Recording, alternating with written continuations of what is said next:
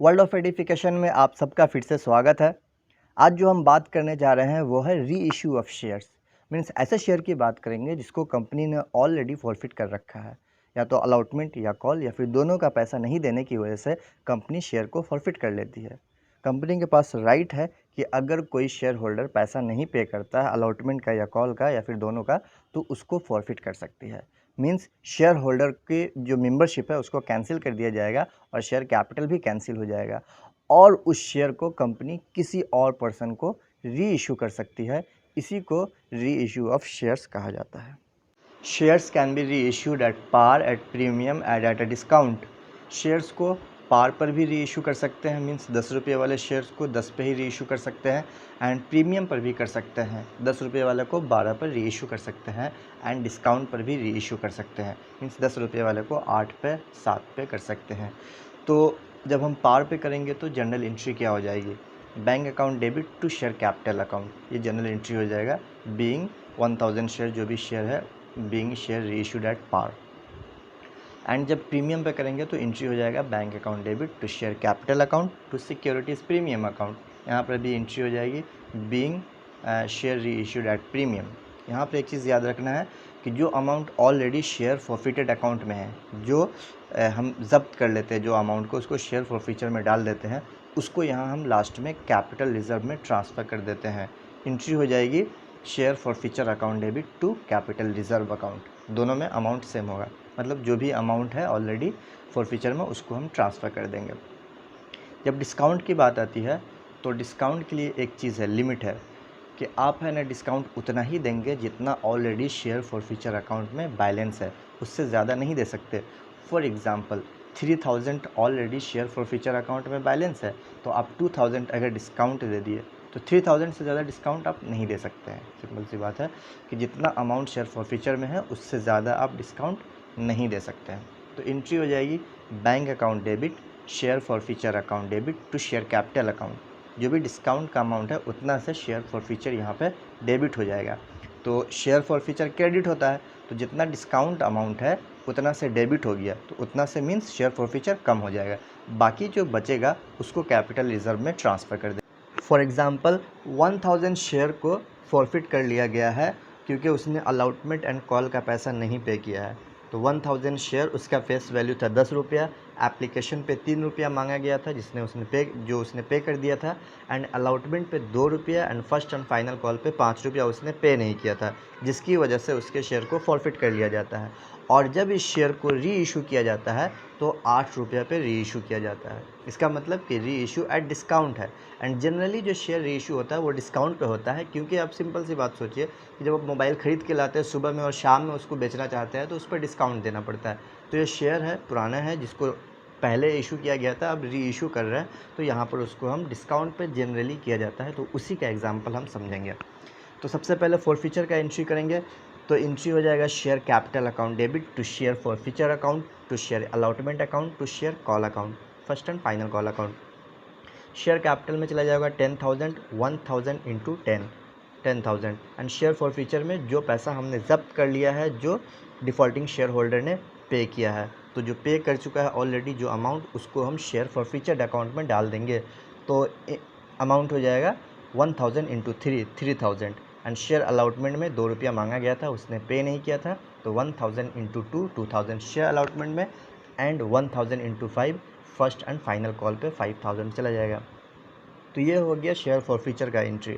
अगर आपको इसमें किसी तरह का भी डाउट है फॉरफिचर से रिलेटेड कि ये डेबिट क्यों हो रहा है, ये क्रेडिट क्यों हो रहा है, तो हम इससे पहले एक नया वीडियो बना चुके हैं। जो लास्ट वीडियो हमारा था वो शेयर फॉरफिचर पे है, डिटेल में दो एग्जाम्पल इसमें हम डिस्कस किए हैं, बहुत अच्छा से समझाया गया है, आप उस वीडियो को जाकर देख सकते हैं। उसके बाद हम री इशू की एंट्री करेंगे, तो री इशू की एंट्री हो जाएगी bank account debit share forfeiture account debit to share capital account. तो बोला गया है कि 10 रुपया वाला शेयर को 8 पे री इशू किया गया है, तो हमें पैसा कितना 8 रुपया मिलेगा। तो 1000 इंटू 8 बैंक में चला जाएगा 8000, एंड डिस्काउंट कितना है 2 रुपया है, तो 1000 इंटू 2 उतना से शेयर फॉरफिचर अकाउंट डेबिट हो जाएगा। तो अब देखिए 3000 शेयर फॉरफिचर क्रेडिट था, यहाँ पे डेबिट कर दिए, तो अब शेयर फॉरफिचर में कितना बचा 1000। अकाउंट में माइनस नहीं करते, डेबिट क्रेडिट से ही माइनस हो जाता है। तो 1000 अब शेयर फॉर फ्यूचर में बचा। लास्ट में हम बताए हुए हैं कि उसको कैपिटल रिजर्व में ट्रांसफ़र करते हैं, तो एंट्री हो जाएगी share forfeiture account debit to capital reserve account, और उसमें जो अमाउंट होगा ओनली 1000 ट्रांसफ़र होगा, क्योंकि ऑलरेडी शेयर फॉर फ्यूचर का जो बैलेंस था शेयर फॉर फ्यूचर अकाउंट में उसको डिस्काउंट में यूज़ कर लिया गया है 2000 को। तो ये एग्जांपल हो गया। अब आगे हम थोड़ा डिस्कस करेंगे कि पार्शियल री इशू होगा तो उसको कैसे सॉल्व करेंगे, उसके लिए एक एग्जांपल हम बनाते हैं और उस पर हम डिस्कस करते हैं। पार्शियल री इशू का मतलब ये है कि जब हम शेयर को री इशू करते हैं तो जितना शेयर हम फॉरफिट किए हैं सब का सबको री इशू नहीं कर देते हैं। सपोज दैट अगर हम 1000 शेयर फॉरफिट किए हुए हैं तो उसमें से उसके कुछ पार्ट को री इशू करते हैं। मीन्स 500 को री इशू कर दिए, 200 को री इशू कर दिए, 800 री इशू किए। मीन्स 1000 फॉरफिटेड है बट पूरा का पूरा हम री इशू नहीं कर रहे हैं, तो उसे ही बोला जाता है पार्शियल री इशू।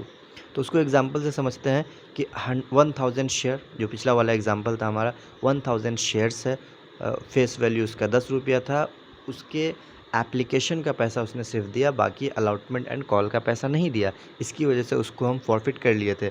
अब उसको हम री इशू कर रहे हैं, बट 1000 शेयर जो फॉरफिट हुआ था उसमें से सिर्फ 500 शेयर को हम री इशू कर रहे हैं, और डिस्काउंट पर री इशू कर रहे हैं 8 रुपये पे, मतलब 2 रुपया डिस्काउंट पे री इशू कर रहे हैं।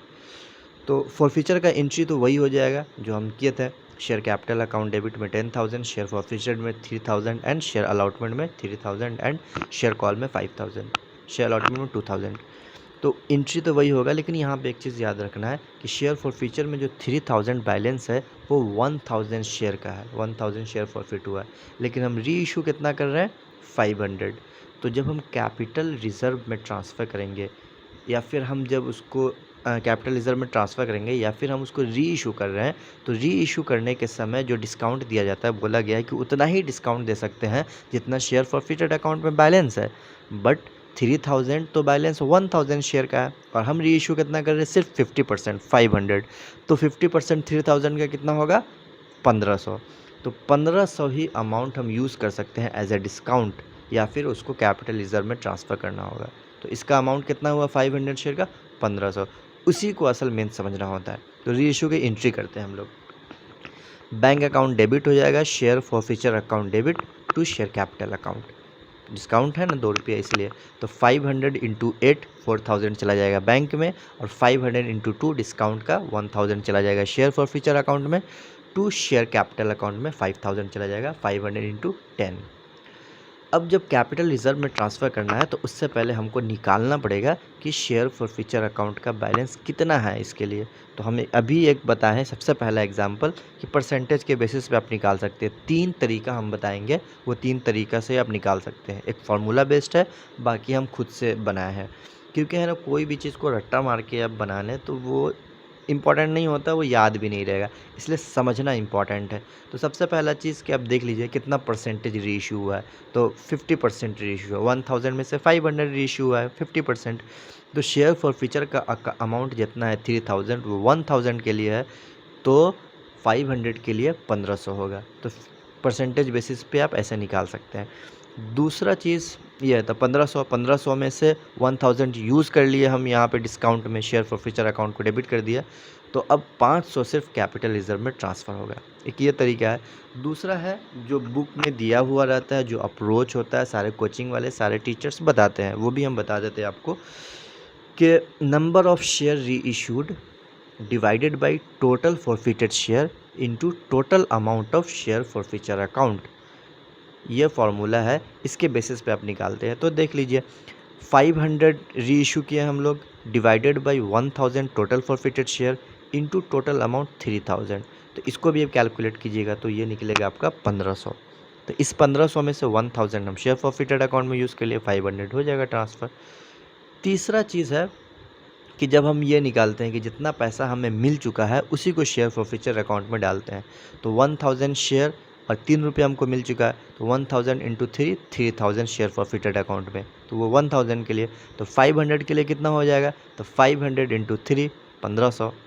तो ऐसे भी करके आप निकाल सकते हैं। तो जो अमाउंट आपका शेयर फॉरफीचर का है, जो डिस्काउंट में यूज़ हो गया, उसको डिस्काउंट कर देंगे और बाकी जो बचेगा उसको कैपिटल रिजर्व में ट्रांसफ़र कर देंगे। तो इस केस में एंट्री हो जाएगा share forfeiture account debit to capital reserve account और सिर्फ 500 जाएगा, क्योंकि 1500 में से 1000 तो डिस्काउंट दे दिया, तो 500 बचेगा। बाकी आप इसको समझ लीजिए। कोई भी अगर डाउट हो तो आप हमसे पूछ सकते हैं, हम अपना नंबर मेंशन कर दिया है, वहाँ से आप हमें व्हाट्सएप भी कर सकते हैं।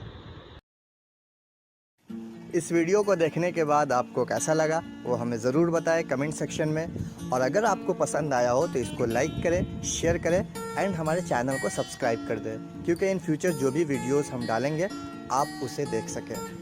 और अगर आपके कुछ डाउट्स हो इस कॉन्सेप्ट से रिलेटेड तो आप हमें व्हाट्सएप भी कर सकते हैं इस दिए हुए नंबर पर।